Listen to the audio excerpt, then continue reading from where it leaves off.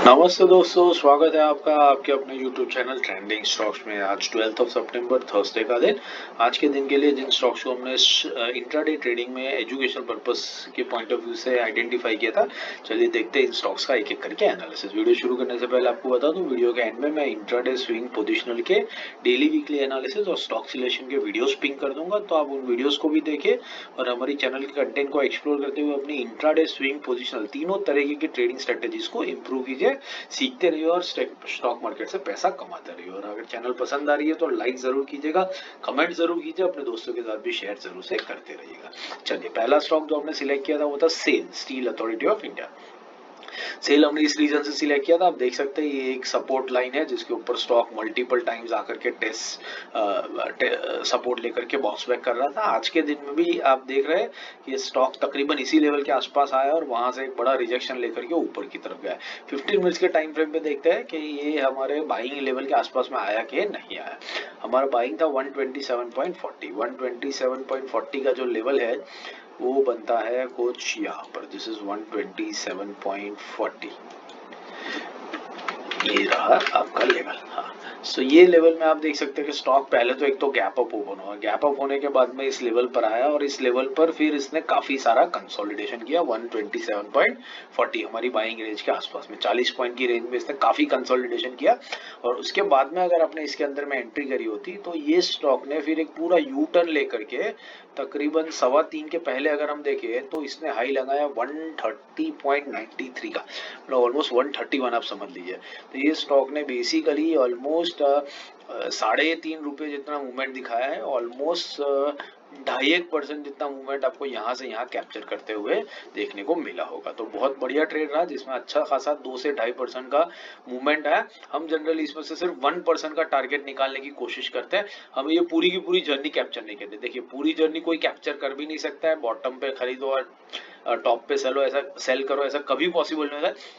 हमें सिर्फ एक रीजनेबल रेट ऑफ रिटर्न हमारा टारगेट होना चाहिए, विच इज 1%। इंट्राडे में अगर आप 1% रोज का निकाल लेते हो, बहुत बढ़िया महीने के एंड में आपका रिटर्न हो जाता है। उतना रिटर्न जनरली निकल भी नहीं पाता है क्योंकि स्टॉक्स कई बार स्टॉप लॉस भी हिट करते हैं, but 1% is more than enough target. और ये 2-2.5% की जो पूरी मूवमेंट हुई, इस मूवमेंट में कहीं पर भी हम हमारा 1% का टारगेट लेकर के बहुत क्विकली इसमें से एग्जिट कर लेते हैं। तो ये हमारा टारगेट स्टॉक के अंदर में अच्छे से अचीव होता हुआ आपको आज के दिन में दिखा होगा। दूसरा स्टॉक जो हमारा था वो था स्कैफलर इंडिया।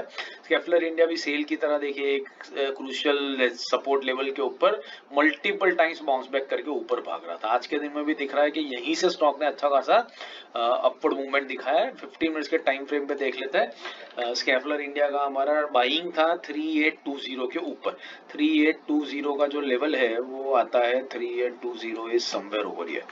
अब अनफॉर्चुनेटली यहाँ पर ये स्टॉक ने हमारे बाइंग रेंज से काफी ऊपर ओपनिंग करी, थोड़ा हल्का सा नीचे आया, यहाँ पर आया भी सही है स्टॉक, बट 38-25-24 के आसपास में आकर के वहां से निकल गया। तो इस स्टॉक के अंदर में हमें कोई भी ट्रेड मिला नहीं। हालांकि यहाँ से हमारा ऑलमोस्ट ये स्टॉक ने 1-1.5% का मूवमेंट दिखाया हाई तक में, बट हम इसके अंदर में एंट्री नहीं कर पाए क्योंकि आप देख सकते हैं कि बहुत बड़ा गैप यहाँ पर बन गया और फिर उसके बाद स्टॉक पूरा दिन इसी रेंज के अंदर में ट्रेड करता रहा। ये जो गैप थी, ये गैप के वजह से हम एंट्री इसके अंदर में नहीं कर पाए। हालांकि डेली टाइम फ्रेम पर भले आपको ये दिख रहा है कि ये स्टॉक ने अच्छा खासा मूवमेंट दिया है इस लेवल से और 1.5% का क्लोजिंग बेसिस पे भी मूवमेंट दिया है, लेकिन हमें एंट्री इसमें नहीं मिल पाई और ये ट्रेड हमारा कंप्लीट नहीं हो पाया।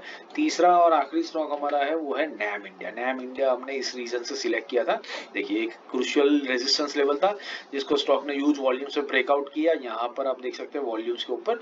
फिर उसके बाद ये एक सपोर्ट लेवल बन चुका था। 2 दिन से हम इस स्टॉक को यही इसी रीजन से सिलेक्ट कर रहे थे क्योंकि ये इसी सपोर्ट लेवल के आसपास में ओवर कर रहा है। आज के दिन में भी आपको दिख रहा है कि अभी भी स्टॉक उसी सपोर्ट लेवल पर है, ऊपर गया नीचे गया, लेकिन एंड उसने तकरीबन उसी लेवल के आसपास में किया। 0.5% का मूवमेंट भी उस लेवल से स्टॉक ने नहीं दिखाया। फिर भी 15 मिनट्स के टाइम फ्रेम पे देखते हैं क्या हमें कहीं पर कोई एंट्री का मौका मिला या नहीं मिला। तो हमारा बाई था 678 के ऊपर और सेल था 673 के नीचे। तो 678 जो है वो आपका बनता है कुछ यहाँ पर और 673 का जो लेवल है वो आपका बनता है कुछ यहाँ पर। ये रहे 2 लेवल्स हमारे, ठीक है। सो ये दोनों लेवल्स की अगर हम बात करें ये होगा 678। तो आप देख सकते हैं कि स्टॉक एक तो गैप अप ओपन हुआ, ऊपर गया, फिर नीचे आया, इस लेवल को हिट किया। तो अगर आपने यहाँ पर एक क्विक एंट्री करी होती तो यहाँ पर भी आपका एक स्टॉप लॉस हिट होता, और अपने बाइंग साइड पर अगर एक एंट्री यहाँ पर ली होती एट दिस पॉइंट 11 बजे के आसपास में, तो वहां से देखते हैं वहां से स्टॉक ने हाई कितना लगाया है।